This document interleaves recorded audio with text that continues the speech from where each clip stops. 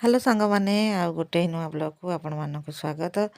ଆମର ଆଜି ଧାନ ବସିବା ମାନେ ପ୍ରଥମ ଥର ଧାନ ବସୁଛି। ବୋଉ ଧାନ ବସଉଥିଲେ, ଦୀପିଟି ଚୁଲି ଲଗେଇଛି। ଚୁଲି ଜଳି ଆସିଲାଣି। ମୁଁ ଚୁଲିକି ଜାଳ ଦେଇଦେଲି, ପାଚିବା ପାଇଁ ଆସିଥିଲି ଘରକୁ। ତ ଏଠି ଜାଳ ଦେଇ ସାରିଲା ପରେ ଚାଲିଲି ମାଛ ବାଛିବା ପାଇଁ ପାଚିଆ ନେଇକିରି। ଆମର ଆଜି ମାଛ ଆସିଛି, ଏଇଠି ଟଙ୍ଗା ହେଇଛି, ତାକୁ ନେଇଯିବା। ଆଉ ଆପଣମାନଙ୍କୁ ମୁଁ ଦେଖେଇବି ଆମର ଆଜି କି ମାଛ ଆସିଛି। ଏଠି ଦେଖେଇ ଦେଉଛି ଆପଣମାନଙ୍କୁ। ଏଇଟା ହେଉଛି ଆମର ଜଗର ମାଛ। ଆପଣଙ୍କ ଆଡ଼େ କ'ଣ କହନ୍ତି ପ୍ଲିଜ୍ କମେଣ୍ଟ କରିକି ଜଣେଇବେ। ବୋଉ କହିଲେ ଜାଳ ସରିଗଲା, ତ ମୁଁ ଆଣିକିରି ଏଠି ଜାଳ ବୋଉ ଗୋଟେ ହାତରେ ଦେଇ ଦେଉଛି।